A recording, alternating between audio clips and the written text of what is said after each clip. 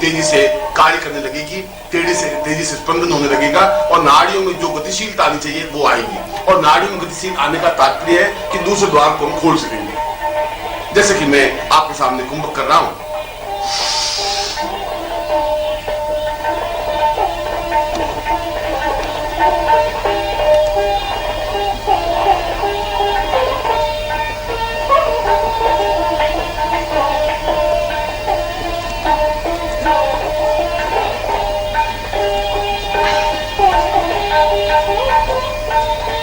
आपने देखा होगा कि इस प्रक्रिया में पूरा चेहरा लालिमा की ओर, पूरा खून चेहरे की ओर आने लग जाता है। ऐसा लग जाता है कि चेहरा लाल होने लगा है। लाल होने का तात्पर्य है कि हमारे सारी शरीर की नाड़ियां कार्य करने लग जाती हैं और वे कार्य करने की साथ साथ अंदर जो कुंभक होता है, अंदर जो श्वास होता है, वो अपने आप में फैलता है, क्योंकि अंदर जठराग्नि है। उस अग्नि का उस वायु से जब संबंध स्थापन होता है तो वायु और फैलती है और वह फैल करके पेट को फुला देती है। और पेट को फुलाने का तात्पर्य है अंदर जितने भी रोग हैं वह समाप्त होने की प्रक्रिया। पेट को फुलाने का तात्पर्य है अंदर नाड़ियों में जो गतिशीलता नहीं है वह गतिशील होने की प्रक्रिया। समाधि का तीसरा चरण या तीसरा द्वार भस्त्रिका है। भस्त्रिका का तात्पर्य है कि अभी तक तो हमने पूरक और रेचक और कुंभक किया। श्वास को अंदर लिया, श्वास को बाहर निकाला, यह पूरक और रेचक हुआ। और फिर श्वास को अंदर रोकने की प्रक्रिया की, यह कुंभक हुआ। परंतु यह तो धीरे धीरे श्वास लेने की प्रक्रिया हुई। धीरे धीरे श्वास लेने से अंदर जितनी गंदगी है, जितना मैल है, अंदर जितने द्वार है, वे एक साथ नहीं खुल पाते। उसके लिए पूरा फोर्स जरूरी है, पूरा धक्का जरूरी है, पूरी तेजी जरूरी है। इस पूरी तेजी के साथ श्वास लेने की क्रिया को भस्त्रिका कहा जाता है। भस्त्रिका का तात्पर्य है हम बहुत तेजी के साथ सांस लें, इतनी तेजी के साथ सांस लें कि जितनी ताकत है, जितना फोर्स है, जितनी क्षमता है, और फिर उसी तेजी के साथ श्वास को बाहर निकाल दें। इसके लिए 1 मिनट में कम से कम 60 बार भस्त्रिका होनी आवश्यक है। यद्यपि यह जरूरी नहीं है कि प्रारंभ में ही आप इतनी तेजी के साथ भस्त्रिका कर सकेंगे या तेजी के साथ श्वास ले सकेंगे, परंतु यदि हम प्रयत्न करें तो हम उतनी तेजी के साथ श्वास को ले सकेंगे। और यह तेजी के साथ सांस लेने की प्रक्रिया अपने आप में तीसरा द्वार जागरण होने की क्रिया है। और जब तीसरा द्वार खुलेगा तो अपने आप में चेतना बनेगी, अपने आप मस्तिष्क में विचार कम आने लगेंगे। अपने आप, जो मैंने कहा कि 1 मिनट में 3 लाख विचार आते हैं, वे 3 लाख विचार कम होकर के केवल 1 लाख विचार तक रह जाएंगे। मस्तिष्क पर बोझ कम पड़ेगा और जब मस्तिष्क पर बोझ कम पड़ेगा तो विचार शून्य मस्तिष्क बनने की क्रिया प्रारंभ होगी। जब मस्तिष्क पर बोझ कम पड़ेगा तो हम ज्यादा विश्राम कर सकेंगे। इसीलिए इस भस्त्रिका की प्रयोग, इस भस्त्रिका का परिणाम हमारे जीवन में अत्यंत अनिवार्य है और प्रत्येक साधक को प्रातःकाल उठकर जहां पूरक, रेचक और कुंभक करे वहां भस्त्रिका का प्रयोग करे ही, और कम से कम 5 से 7 मिनट करे। मैंने 5 और 7 मिनट के लिए कहा है, इसका मतलब हुआ कि 1 सेकंड में 1 भस्त्रिका।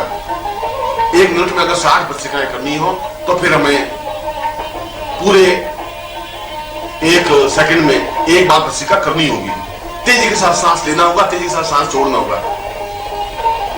मैं आपके सामने भस्त्रिका का एक उदाहरण सामने रख रहा हूं। और जैसा कि मैंने बताया कि भस्त्रिका के लिए आप सुखासन में बैठ सकते हैं। आपके दोनों हाथ अपने घुटनों पर हो, या यदि आप ऐसा नहीं बैठ सके तो वीरासन में भी बैठ सकते हैं, मगर वीरासन में बैठना आपके लिए ज्यादा उचित और अनुकूल रहेगा। जब आप वीरासन में बैठे हैं तो दोनों हाथ आपके घुटने पर हों और फिर आप सीना फुला करके तेजी के साथ सांस लें और तेजी के साथ सांस बाहर निकालें। तेजी के साथ का मतलब है कि जितनी ताकत है आप पूरा फोर्स लगा करके, धीरे धीरे नहीं। अगर इतनी तेजी के साथ निकलने में नाक में से खून की कुछ कतरे निकल जाते हैं तो घबराने की जरूरत नहीं है। यह तो जो कुछ उस नाक के छिद्र से लगा करके कंठ तक जो कुछ जाले जमे हुए हैं, जो कुछ थक्के जमे हुए हैं, जो खून के कण जमे हुए हैं, जो कुछ लार और थूक जमा हुआ है, वह सब निकलने की प्रक्रिया है। वह सब निकलेगा तो ये रास्ता बिल्कुल खुलेगा। ये सब रास्ता खुलेगा तो अपने आप में स्पष्ट हो सकेगा। मैं आपके सामने उस भस्त्रिका को स्पष्ट कर रहा हूं। आप भी जब इसके तीसरे द्वार तक पहुंचे तो इसी प्रकार तेजी के साथ भस्त्रिका करने की क्रिया संपन्न करें।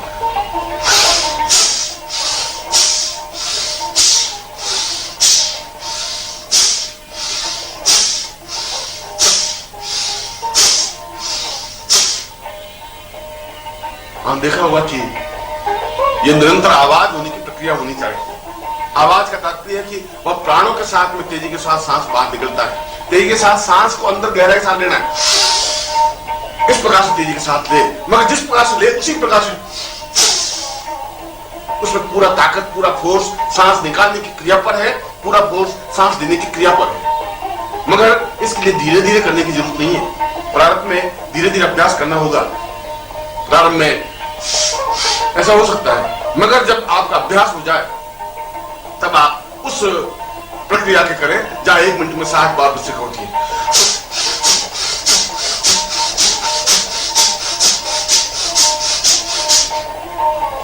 इस प्रकार की भस्त्रिका प्रारंभ करने से आपका तीसरा द्वार अपने आप में पूर्ण रूप से जागृत हो सके।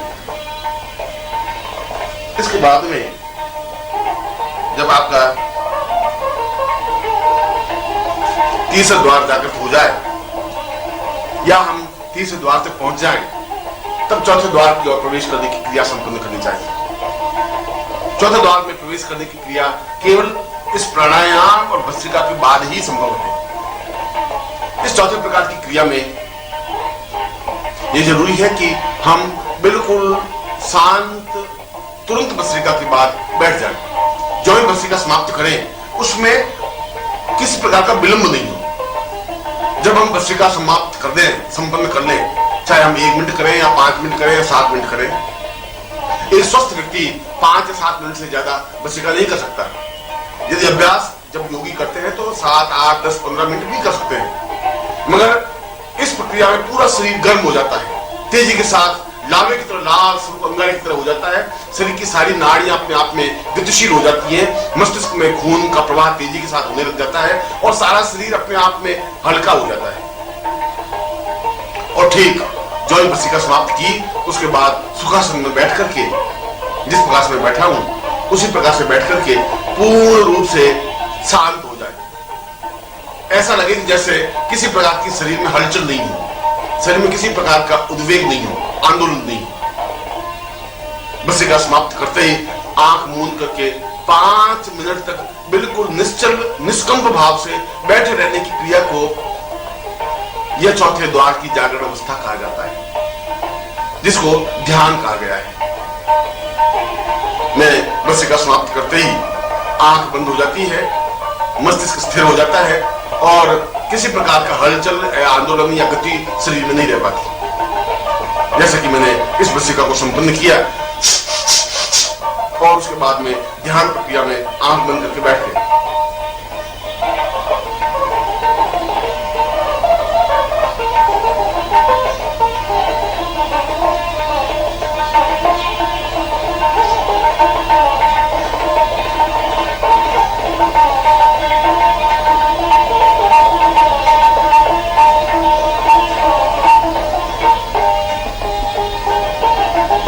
ये चौथे द्वार के जागरण के लिए इस ध्यान की अत्यंत अनिवार्यता है और ये ध्यान प्रक्रिया कम से कम 5 मिनट तो होनी ही चाहिए।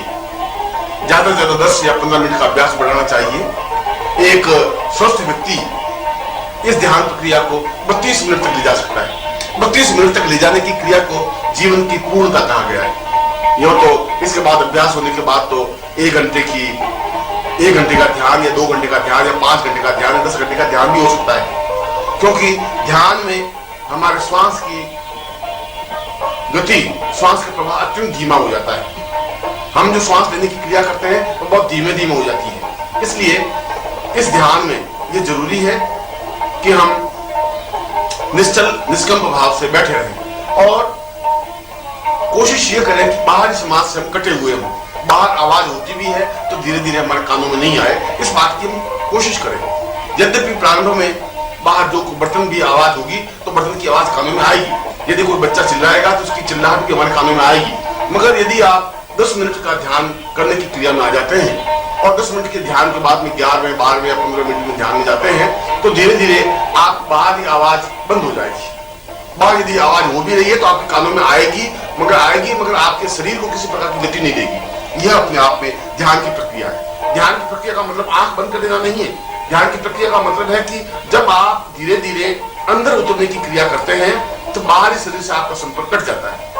बाहरी शरीर अपने आप के व्यर्थ हो जाता है। बाहर जो आवाज है, समाज का शोरगुल है, वो अपने आप में तुम्हारे शरीर को स्पंदित नहीं कर पाता है। अगर नहीं कर पाता है, इसका मतलब है कि आप 2 से 3 से या चौथे द्वार तक पहुंच गए।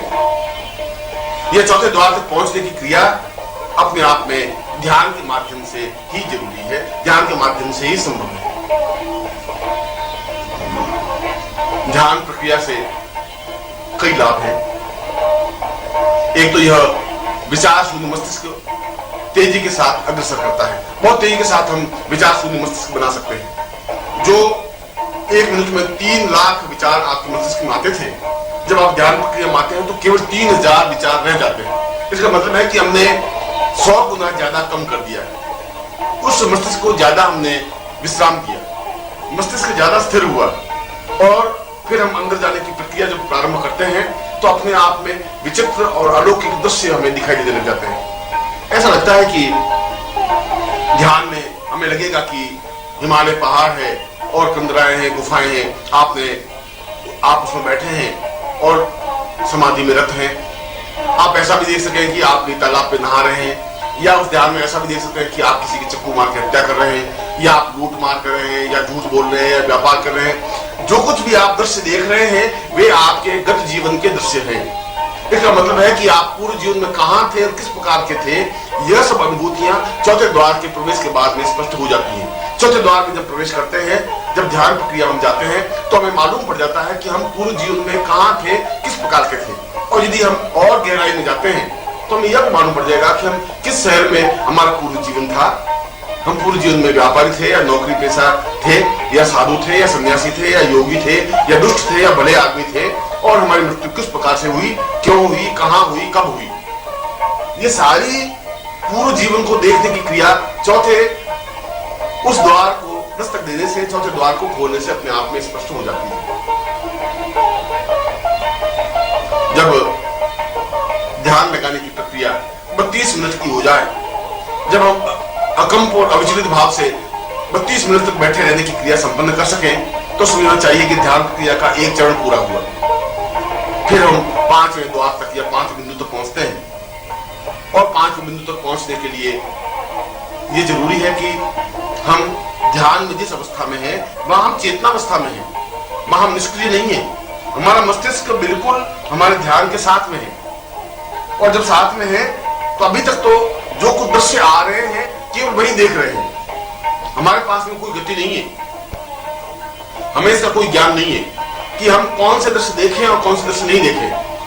अगर यदि हमें हिमालय की कंदरा दिखाई दे रही है, दिखाई दे रही है, और हिमालय कंदरा से पहले दिखाई दे रहा है कि हम किसी स्थान पर खड़े हैं, उससे पहले दिखाई दे रहा है कि हम किसी शहर में व्यापार कर रहे हैं, इसका मतलब हुआ कि हम प्रारंभ में व्यापारी थे, व्यापार कर रहे थे, और किसी गुरु को सानिध्य में आकर के हम साधना में रत हुए और हिमालय में जाकर साधना संपन्न की। मगर ये दृश्य जो कुछ आए उनको हमने देखा। पर इस 5वें द्वार का तात्पर्य यह हुआ कि हम जो कुछ दृश्य देखना चाहे वह देख सके। हम देखना चाहें कि हम किस शहर में थे तो उस शहर को हम स्पष्टता से जान सकते हैं। हम देखना चाहें कि हम प्रारंभ में जन्म कहां लिया, माँ कैसी थी, पिता कैसे थे, भाई बंधु स्वजन संबंधी कैसे थे, प्रारंभ में हमारा जीवन कैसा व्यतीत हुआ, यानी हम जो दृश्य देखना चाहें वह देख सके। इसके लिए धारणा शक्ति को 5वें द्वार कहा गया है। और धारणा शक्ति का तात्पर्य है कि हम उस और गहराई के साथ ध्यान प्रक्रिया को संपन्न करें। इस 5वें द्वार तक पहुंचने के बाद में हम उस स्टेज पर, उस स्थिति तक पहुंच जाते हैं कि बाहरी वातावरण से तो हम कट जाते हैं, बाहर आवाज या शोरगुल होती है तो हमें सुनाई नहीं देती। मगर इस 5वें द्वार पर पहुंचने के बाद तो स्थिति वह बन जाती है कि यदि कोई व्यक्ति हमारे शरीर को झिझोड़ता भी है तब भी हमारा ध्यान टूटता नहीं है। यदि कोई पिन चुभो दे तब भी हमें दर्द अनुभव नहीं होता है। यदि कोई शरीर को काट ले तब भी किसी प्रकार की हलचल शरीर में नहीं होती है। इसका मतलब है कि हम धारणा शक्ति में चले गए। धारणा शक्ति का तात्पर्य है हम बहुत गहराई के साथ 5वें द्वार तक पहुंचे, और ये 5वें द्वार तक पहुंचने की क्रिया धीरे धीरे ध्यान अवस्था के माध्यम से संभव है। हम ज्यों ज्यों ध्यान करते रहेंगे, ज्यों ज्यों अंदर उतरते जाएंगे, त्यों त्यों हम आगे बढ़ते जाएंगे। और जब ध्यान 32 मिनट का हुआ, इसके आगे हम ध्यान अवस्था में पहुंचे तो धारणा शक्ति की क्रिया प्रारंभ हो जाएगी। और जब धारणा शक्ति की क्रिया प्रारंभ होगी तो हमारा चिंतन बनेगा कि हम ब्रह्मांड में जो कुछ देखना चाहें देख सकेंगे, वर्तमान को जो देखना चाहें वह देख सकेंगे। हम वर्तमान में अमेरिका इंग्लैंड में क्या हो रहा है उसको देख सकते हैं। और इसके बाद छठा सूत्र है पूर्ण रूप से चिंतन। यह पूर्ण रूप से चिंतन अपने इष्ट के प्रति पूर्ण समर्पण भाव है। हम इस लोक से अन्य लोकों में प्रवेश करने की क्रिया संपन्न कर सकते हैं। सूर्य लोक, चंद्र लोक, नक्षत्र लोक, ग्रह लोक। और यहीं पर आपको पूर्ण रूप से गुरु का सानिध्यता प्राप्त होती है। यहीं पर आपको गुरु स्पष्ट रूप से, जो गुरु अपने आप में पूर्ण चैतन्य है, जो गुरु अपने आप में निर्विकार है, निर्विकल्प है, जिस गुरु को हमने ज्ञान का एक अथाह समुद्र कहा है, वहां छठे द्वार पर आपको मिलेगा। वह गुरु नहीं जो सांसारिक है, वह गुरु जो ज्ञान चेतना है, जो दीप है, जो एक दीप शिखा है, जो ज्ञान का एक अखंड प्रवाह है। उस ज्ञान का अखंड प्रवाह को जब हम सामीप्यता अनुभव करते हैं, उसी गहराई में जाते हुए, तो समस्त शास्त्र, वेद, पुराण अपने आप हमारे जीवन में कंठस्थ हो जाते हैं, अपने आप हमारे सामने साकार हो जाते हैं। हमें किसी प्रकार का ज्ञान चिंतन लेने की क्रिया नहीं करनी पड़ती। ये अपने आप एक अद्वितीय स्थिति है कि सारा वेद, पुराण, उपनिषद अपने आप हमारे सामने साकार हो जाते हैं। वशिष्ठ, विश्वामित्र अपने आप में स्पष्ट रूप से दिखाई देने लग जाते हैं। हम एक प्रकार से देखने की क्रिया संपन्न कर लेते हैं। छठे द्वार पर दस्तक देने से ही हम सिद्धाश्रम में प्रवेश कर पाते हैं, या सिद्धाश्रम को अपनी आंखों से देख पाते हैं, या इस शरीर से सिद्धाश्रम तक पहुंच सकते हैं। और सातवें द्वार को समाधि कहा गया है। समाधि का तात्पर्य है अखंड निर्विकल्प लीनता, अपने स्व को ईश्वर में पूर्ण रूप से विसर्जित कर देना, अपने आप को पूर्ण ब्रह्म बना देना, अपने आप को पूर्ण ब्रह्म में लीन कर देना, या जहां कहा अहम ब्रह्मास्मि, उस अहम ब्रह्मास्मि की क्रिया को यह सातवें द्वार कहा गया है। इसीलिए यह पहले द्वार से लगा करके सातवें द्वार तक की क्रिया को समाधि अवस्था कहा गया है। और इन सातों द्वारों को प्राप्त करने से ही हम अपने जीवन में उस पूर्णता को, उस अखंड आनंद को अनुभूत कर सकते हैं, जहां हम सिद्धाश्रम में प्रवेश कर सकते हैं और जहां हम पूर्ण रूप से अपने जीवन को अहम ब्रह्मास्मि रूप में भूषित करके स्वयं सही शब्दों में ब्रह्म बन सकते हैं। मैं आपको आशीर्वाद देता हूं कि आप इन सातों द्वारों के माध्यम से पूर्ण समाधि अवस्था में पहुंच सके और ब्रह्म बन सके, ऐसा ही आपको आशीर्वाद दे रहा तो नहीं होगा। वह विश्व सही अर्थों में एक परिवार बनेगा, जहां न धर्म का कोई स्थान होगा, न जाति का कोई स्थान होगा, न राष्ट्र का कोई स्थान होगा। संपूर्ण विश्व एक मानव समुदाय है। इस कल्पना को जो ऋषियों ने ईशावास्य उपनिषद में स्पष्ट किया है, वह इस प्रक्रिया से ही बन सकेगा। और हमारी पीढ़ी पर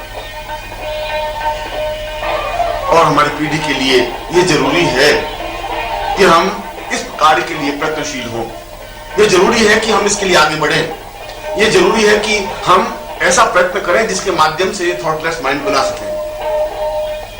और इस विचार शून्य मस्तिष्क या थॉटलेस माइंड को ही शास्त्रों में, उपनिषदों में समाधि कहा गया है। समाधि का तात्पर्य है बाहरी समाज से, बाहरी शोरगुल से कट करके अपने अंदर उतरने की प्रक्रिया, अंदर जाने की प्रक्रिया, पूर्ण रूप से अंदर पहुंचने की प्रक्रिया, अंदर के ब्रह्मांड को परिपार्श्व में देखने की प्रक्रिया। उपनिषद में इस बात को स्पष्ट रूप से स्वीकार किया है कि जो कुछ विश्व बाहर है, वह पूरा का पूरा विश्व हमारे अंदर भी निहित है। जो कुछ विश्व या ब्रह्मांड बाहर आपको दिखाई दे रहा है, सूर्य, चंद्र, तारे, मनुष्य, राष्ट्र, वे संपूर्ण राष्ट्र और वे संपूर्ण मनुष्य और सूर्य, चंद्र, नक्षत्र, ग्रह और तारे, वे सब कुछ हमारे अंदर ज्यों के त्यों स्पष्ट रूप से है। वो हम आंख बंद करके भी उस संपूर्ण विश्व और ब्रह्मांड को देख सकते हैं। इसका मतलब यह हुआ कि जो कुछ हमारे भीतर है उसका प्रतिबिंब बाहर हम देख रहे हैं। जो कुछ हम बाहर देख रहे हैं वो बाहर कुछ है नहीं, वह तो हमारे अंदर का प्रतिबिंब है। हमारे अंदर जो कुछ ब्रह्मांड है उस ब्रह्मांड को हम बाहर देख पाते हैं। हमारे अंदर जो सूर्य, चंद्र और तारे उदित होते हैं, उनका एक छायांकन जब बाहर आंखों के माध्यम से होता है तब हम देख पाते हैं। बाहर न सूर्य है, न चंद्रमा है, न तारे हैं, न नक्षत्र है, न ग्रह है, न पृथ्वी है और न राष्ट्र है। यह केवल आंखों के माध्यम से देखा जा सकता है, और यदि आंखें बंद कर दे तो हम नहीं देख सकते। इसका मतलब हुआ कि आंखों के माध्यम से कोई चीज बाहर निकलती है जिसको हम देख पाते हैं। जिनकी आंखें बंद हैं वे इस देश को, इस सूर्य को, इस चंद्रमा को, इस गगन को नहीं देख पाते, नहीं देख पाते। इसका मतलब है कि जो कुछ अंदर था वो बंद हो गया, वो बाहर निकलने की प्रक्रिया रही नहीं। जब बाहर निकलने की प्रक्रिया नहीं रही तब हमने देखने की प्रक्रिया भी समाप्त कर दी।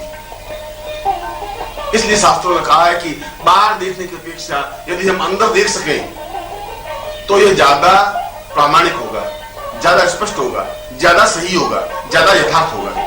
क्योंकि जो कुछ बाहर है, वह चाहे हमारी पत्नी हो, चाहे हमारा पुत्र हो, चाहे बंधु हो, चाहे बांधव हो, चाहे रिश्तेदार हो, वह चाहे देश हो, चाहे राष्ट्र हो, चाहे विश्व हो, वह चाहे प्रकृति हो, चाहे वसंत ऋतु हो, चाहे सूर्य हो, चाहे चंद्रमा हो, गगन हो, तारे हो, नक्षत्र हो, जो कुछ भी बाहर हमें दिखाई दे रहा है, जो कुछ बाहर है, वह सब कुछ हमारे घट के भीतर, हृदय के भीतर स्थापित है। इसीलिए गीता में श्री कृष्ण ने कहा कि अर्जुन, तुम बाहर देख रहा है, वह बाहर कुछ नहीं है, ये तो तुम्हारे अंदर है। ये पूरा महाभारत युद्ध तुम्हारे हृदय के अंदर हो रहा है। आवश्यक इस बात की तुम अंदर प्रवेश करो, और अंदर प्रवेश करेगा तो तुम्हें विशेष तथ्य दिखाई देगा। यह दिखाई देगा कि जो तुम महाभारत युद्ध में इस समय इस क्षण देख रहे हो, वह पूरा का पूरा महाभारत, वे योद्धा, वह भीष्म पितामह, वह दुर्योधन, सब कुछ तुम्हारे हृदय के अंदर तुम्हें दिखाई देंगे, खड़े हुए दिखाई भी देंगे।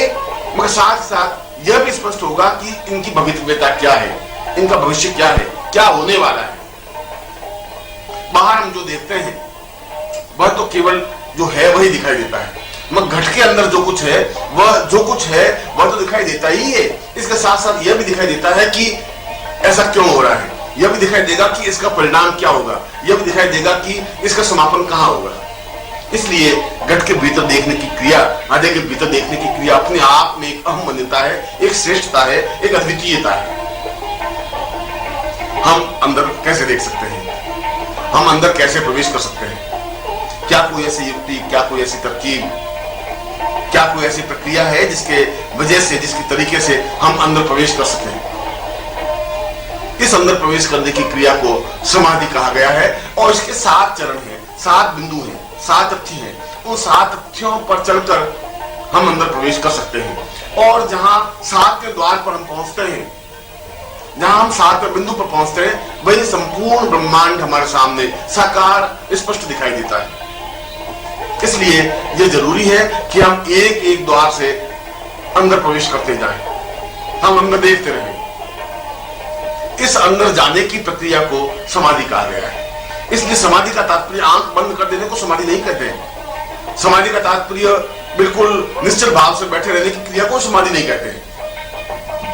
समाधि का तात्पर्य है कि हम बाहरी संसार से कट करके अंदर एक एक द्वार पर अंदर की ओर जाएं और उस 7वें द्वार तक पहुंचे, उस 7वें लोक तक पहुंचते हैं, उस 7वें बिंदु तक पहुंचे जहां पर अखंड आनंद है, जहां पर ब्रह्मांड अपने आप में पूरे पार्श्व में फैला हुआ है। जो कुछ हम बाहर देख रहे हैं वह सब कुछ हम अंदर देख सकें।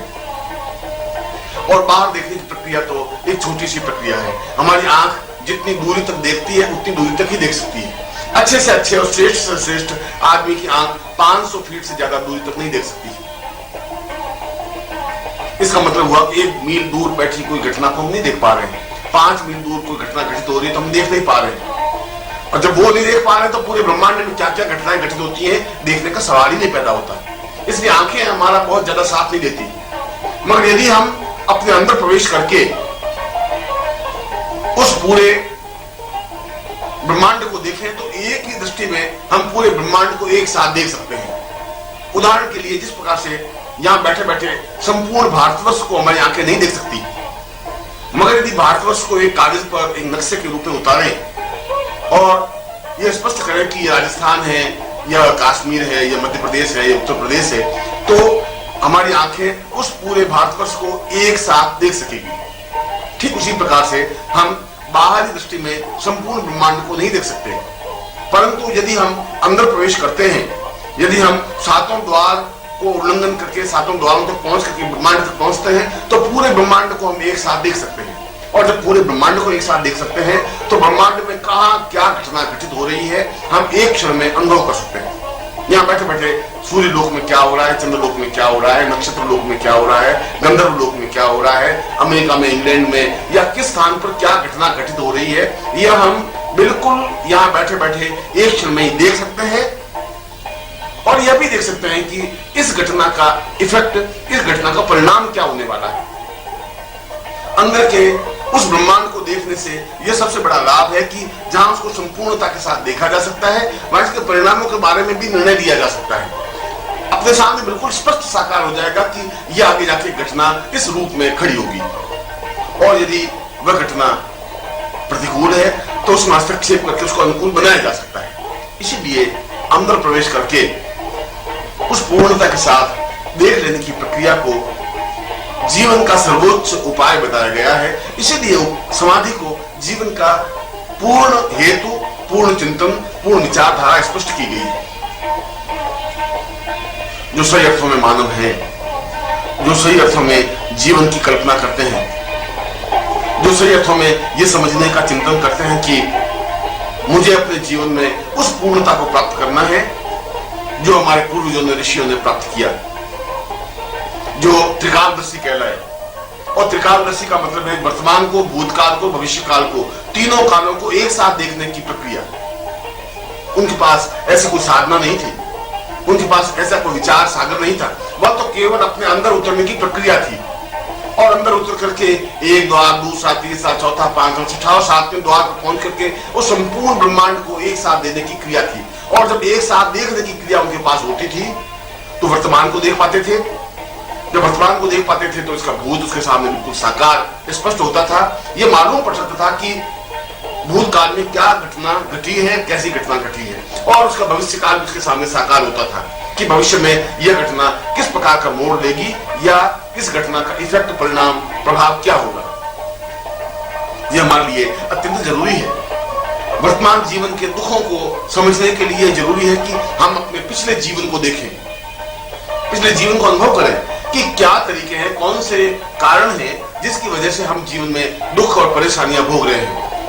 हजारों रुपए खर्च करने के बाद भी स्वस्थ नहीं हो पा रहे हैं, परिश्रम करने के बाद भी संपन्न नहीं हो पा रहे हैं। जीवन में अभाव है, पीड़ा है, बाधा है, कष्ट है, चिंता है, तनाव है, सब कुछ होते हुए भी जीवन में जो आनंद नहीं है, इसका हेतु, इसका कारण क्या है। हम किसी वृक्ष को या वृक्ष के पत्तियों को क्यों सूख रही है, डालियां क्यों सूख रही है, इसको समझने के लिए यह जरूरी है कि हम जड़ तक पहुंचे।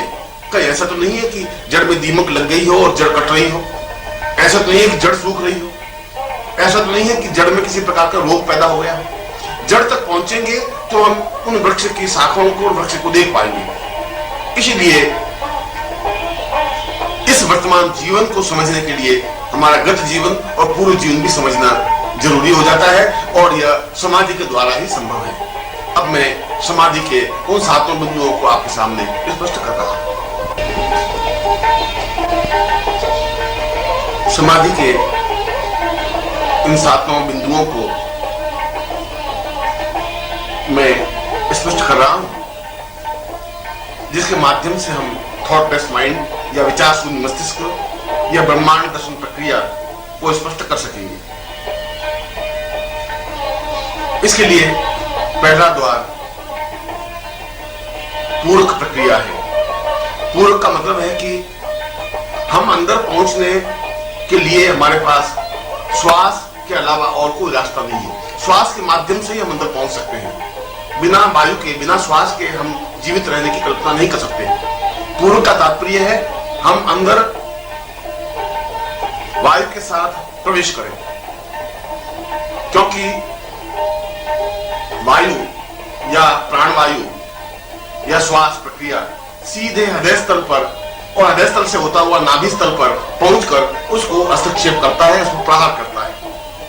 पूर्ण का तात्पर्य है कि हम पूर्ण रूप से सांस को अंदर लेने की क्रिया संपन्न करें।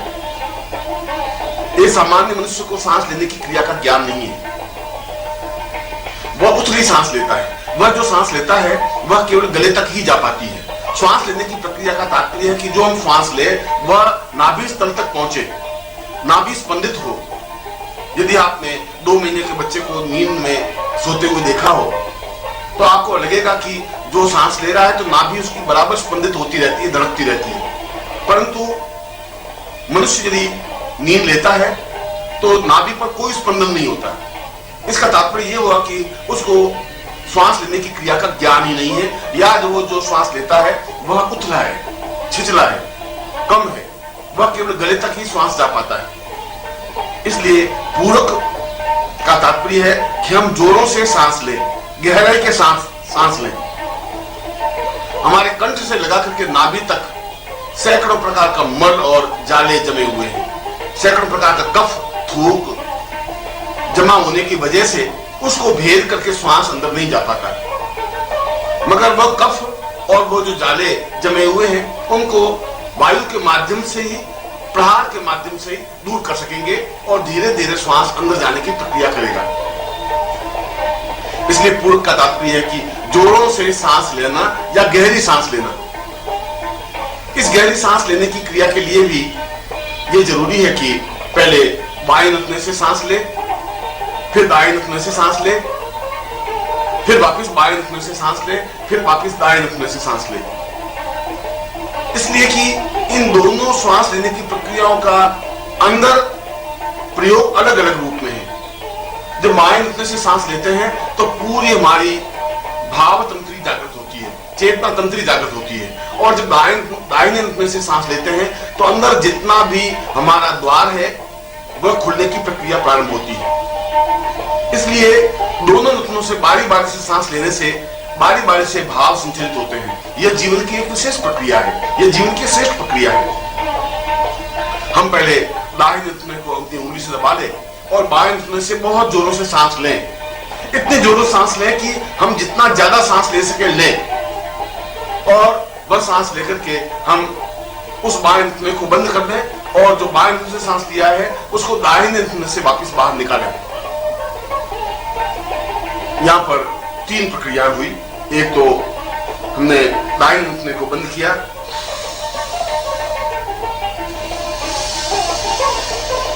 ये हमने बाएं नथुने से सांस लिया और बाएं नथुने से ही श्वास को वापस बाहर निकाला। दूसरी बार में बाएं नथुना हम अंगूठे से बंद करेंगे और दाहिने नथुने से सांस लेंगे और दाहिने नथुने से ही श्वास को बाहर निकालेंगे। बस श्वास बहुत गहराई के साथ लेंगे।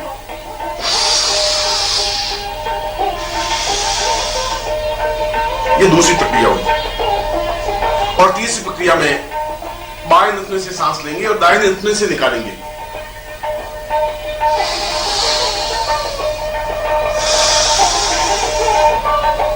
चौथी प्रक्रिया में दाहिने नथुने से सांस लेंगे और बाएं नथुने से बाहर निकालेंगे।